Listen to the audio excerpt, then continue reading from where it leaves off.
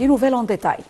Le Premier ministre Dr Moustapha Madbouli a déclaré que le ministère des Finances a lancé la première émission des obligations islamiques souveraines dans l'histoire de l'Égypte.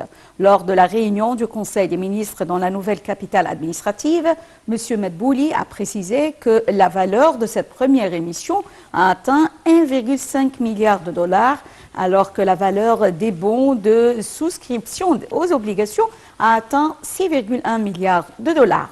Selon M. Madbouli, ce pas renforce la confiance des investisseurs dans l'économie égyptienne. Une confiance confirmée par la forte demande d'achat de la part de ces investisseurs, dont le nombre a atteint 250 sur toutes les bourses mondiales. Autre dossier examiné lors de la réunion, le ministre de la Santé a présenté un rapport sur la situation épidémiologique en Égypte. Le ministre a indiqué avoir décrété une certaine hausse graduelle des cas de contamination au coronavirus depuis mi-janvier. Le ministre a exigé de continuer à respecter les mesures de prévention, ajoutant que plus de 56 millions de doses du vaccin anti-Covid sont déjà valables en Égypte. D'autre part, le Premier ministre Dr Moustapha Madbouli a inauguré ce matin l'exposition internationale Sports Expo qui se tient du 22 jusqu'au 25 février en cours au Centre international des expositions d'Al-Manara. L'exposition vise à renforcer les efforts de l'Égypte pour organiser de grands événements sportifs, notamment la Coupe du Monde en revalorisant les secteurs du sport et soutenir, mais aussi de promouvoir les investissements sportifs en Égypte. Et les explications tout de suite. Le Premier ministre Moustapha Madbouli a inauguré aujourd'hui le Salon international de sport à Expo 2023, le plus grand salon sportif en Afrique et au Moyen-Orient. Au cours de l'inauguration, le chef du gouvernement a indiqué que l'État va accorder un grand intérêt à la restauration et la modernisation de l'infrastructure sportive au niveau de la République, conformément aux directives du président Abdel Fattah el-Sisi.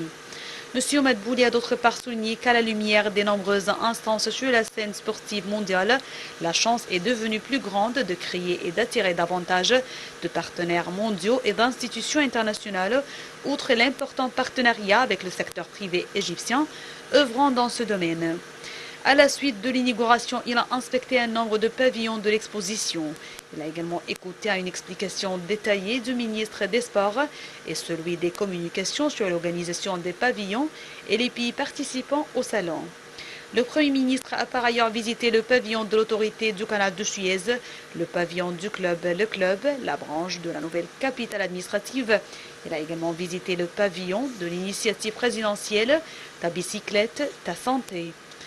Dans son allocution, le ministre de la Jeunesse et des Sports, Dr Achraf Sobhi, a déclaré que l'Égypte était devenue un centre d'accueil d'événements sportifs régionaux et internationaux, ayant accueilli 291 événements sportifs.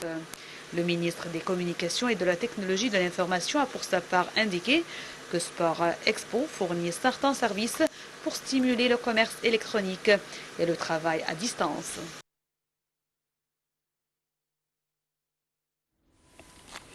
Les indices de la bourse du Caire ont clôturé en baisse lors des opérations des échanges d'aujourd'hui, affectés par des opérations de vente de la part des institutions locaux et arabes et des individus étrangers.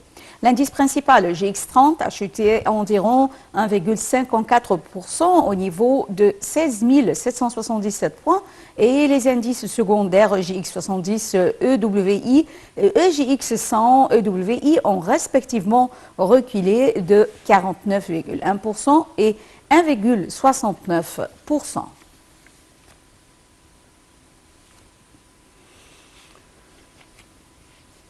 Sur le plan régional, 10 Palestiniens ont été tués aujourd'hui dans un raid